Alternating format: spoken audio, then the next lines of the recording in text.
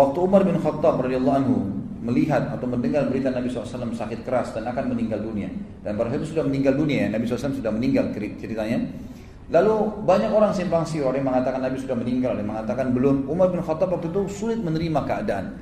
Maka beliau berdiri dan berteriak sambil berkata, sesungguhnya beberapa orang munafik mengira bahwa Rasulullah SAW telah wafat. Padahal Rasulullah SAW tidak wafat, tapi beliau pergi kepada Rabbnya sebagaimana Musa bin Imran pergi menghadap kepada Rabbnya, lalu dia meninggalkan kaumnya selama 40 malam. Kemudian dia kembali kepada mereka setelah sebelumnya dikatakan telah wafat.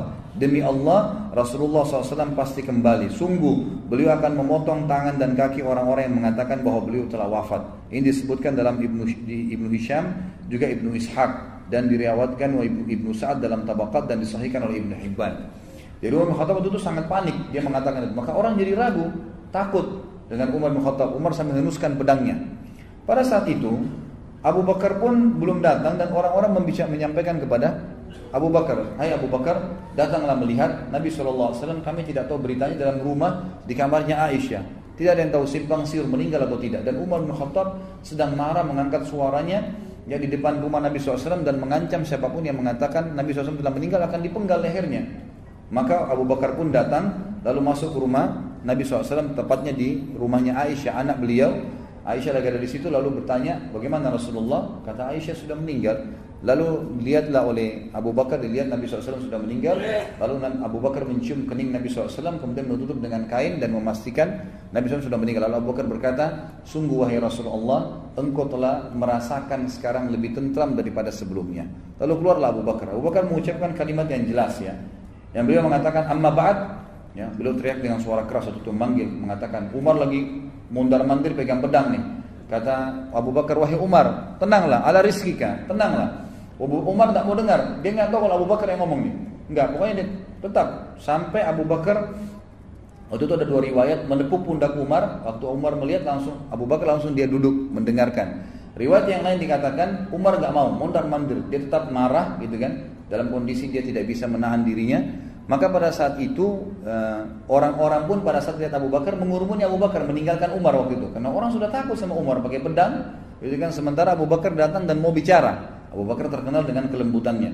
Maka Abu Bakar berkata, amma ba'd, siapa yang menyembah Muhammad, ketahuilah bahwasanya Muhammad telah mati, dan siapa yang menyembah Allah, maka Allah itu hidup dan tidak akan pernah mati.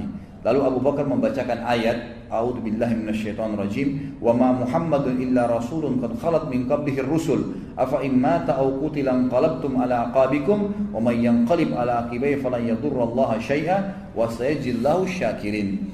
Muhammad itu hanyalah seorang utusan Allah dan telah berlalu sebelumnya banyak utusan-utusan Allah. Apakah kalau dia mati atau terbunuh di medan perang, kalian meninggalkan agama-agama Allah, meninggalkan agama Allah yang dibawa oleh Muhammad itu sendiri sallallahu alaihi wasallam?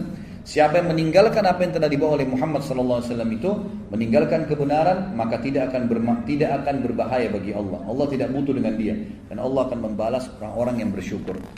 Kata Ibnu Abbas, demi Allah, seolah-olah manusia pada saat itu belum mengetahui bahwa Allah telah menurunkan ayat ini hingga Abu Bakar membacakannya. Lalu manusia semua menerima darinya, tidak seorang pun manusia yang aku dengar kecuali dia membacanya.